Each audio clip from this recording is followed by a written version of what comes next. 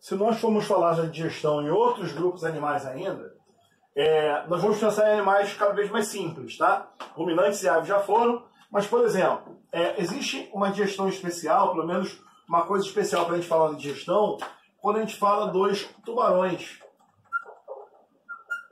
Tubarões, que são os peixes cartilaginosos, né?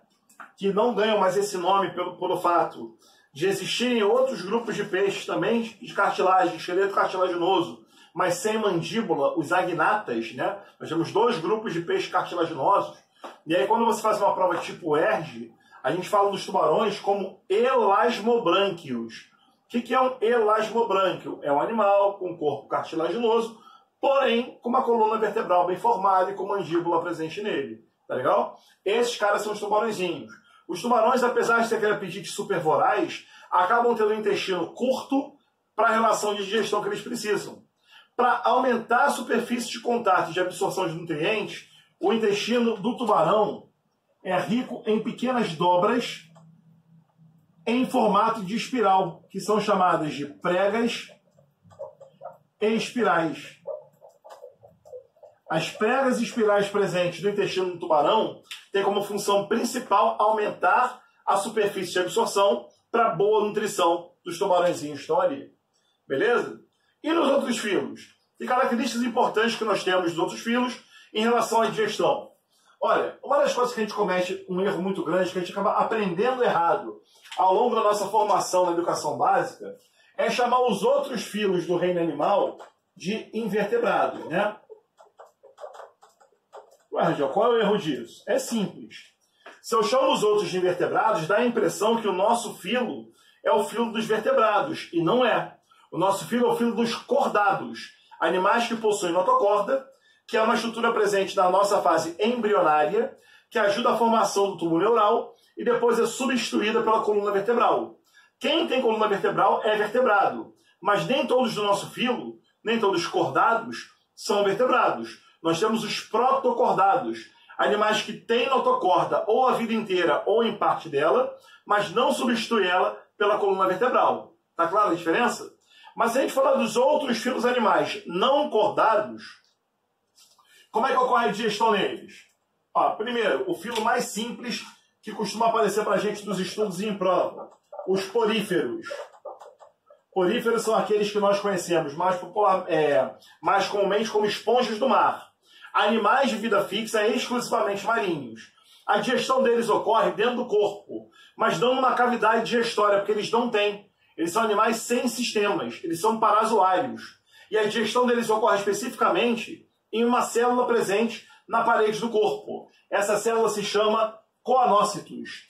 Então os poríferos têm como principal estratégia de digestão uma digestão intracelular. E essa célula que faz a digestão se chama coanócito.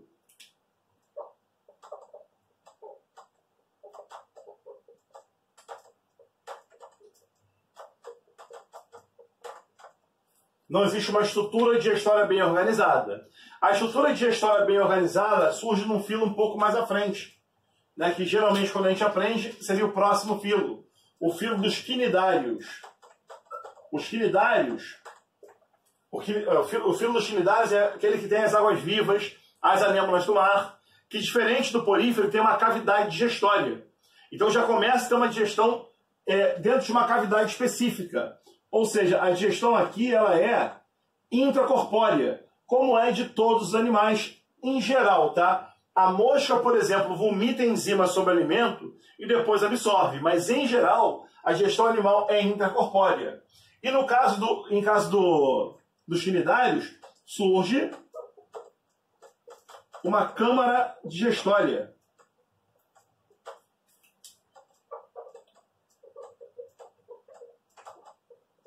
Essa câmara digestória tem um nome específico. O nome dela é celéntero. Por isso esses animais já foram conhecidos no passado como animais celenterados. Beleza? O próximo filo é dos plateumintos, vermes de corpo cilíndrico. Os plateumintos, eles não têm nenhuma característica tão especial assim não em relação à digestão. Só o que é importante é que o sistema digestório deles ainda é incompleto. Como assim incompleto, Rangel? O alimento entra por um orifício, vai ser digerido e sai pelo mesmo orifício. Isso acontece tanto nos quinidários como nos plateumintos. Então, esses animais são animais que possuem como órgãos digestórios boca, faringe e intestino.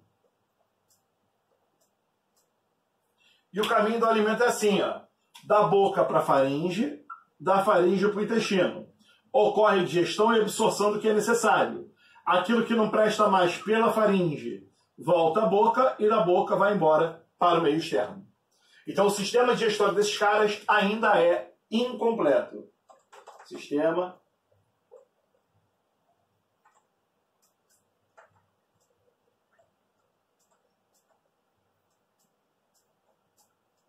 tudo bem? Próximo filo, nemateumintos, vermes de corpo cilíndrico.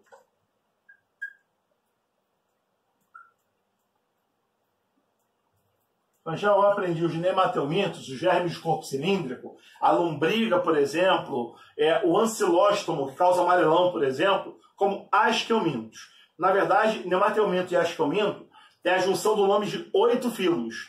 8 filos de vermes, vermiformes, com corpo cilíndrico. Fica esse nome para a gente, mas asqueumintos você também pode usar.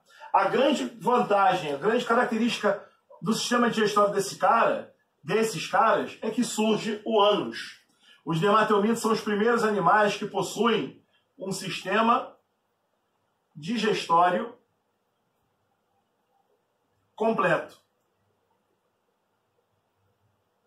O ânus surge nesse grupo aí. Legal? Dos nemateumintos, nós temos 2 linhas evolutivas. Uma que deu origem só aos moluscos e outra que deu origem aos outros celomados, como anelídeos e artrópodes. Então vamos falar aqui dos moluscos rapidinho. Quando eu falo de digestão dos moluscos, vai depender de quem nós vamos falar. Os moluscos, a classe dos moluscos é uma classe contida ou integrada por 3 grupos. O filo dos moluscos. O filo dos moluscos é dividido em 3 classes. A primeira delas são os gastrópodes.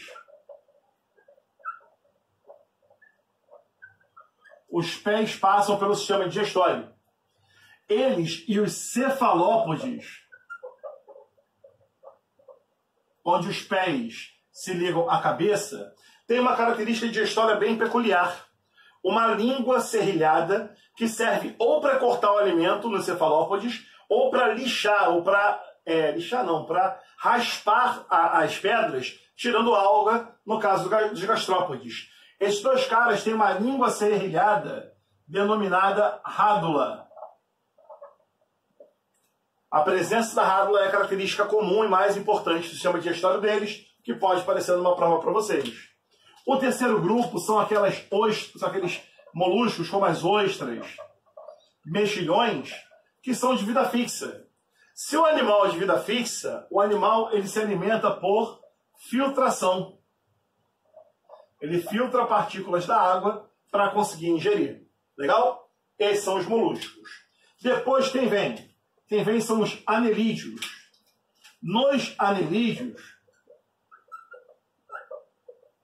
onde as minhocas são os integrantes mais famosos, eu acho a característica mais interessante que eles possuem é uma similaridade digestória com as aves.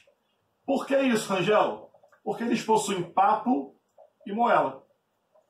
Uma área para armazenar e amolecer o alimento e outra para triturar o alimento. Além disso, como a digestão deles é muito eficiente e libera a evacuação no meio da terra, eles acabam ajudando a adubar a terra, né? Aerar a terra e adubar também. Tá legal? Nos artrópodes, eu não tenho grandes características digestórias.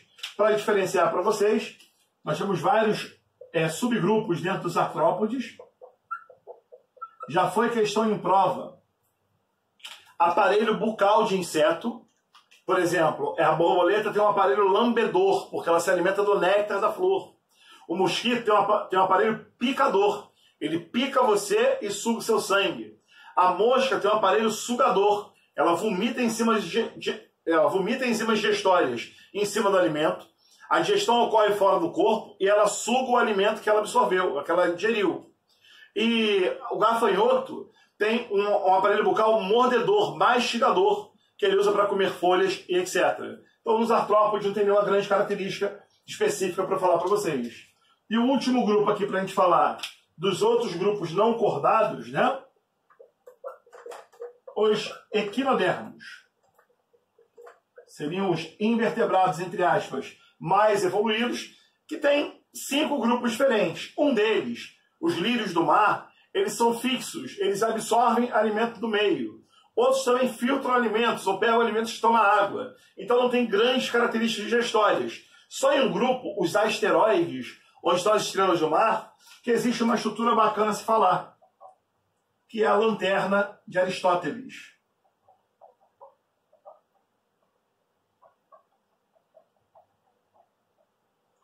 Pequenos dentículos que a estrela do mar faz sair a partir de sua boca para quebrar, para cortar o alimento e conseguir a ingestão dentro do seu organismo. Beleza? Então aí, galera, a gente fecha com isso a digestão nos outros animaizinhos, fechando os órgãos digestórios dos seres do reino animal. Beleza? Valeu, galera. Bons estudos. Um abraço. Se cuidem.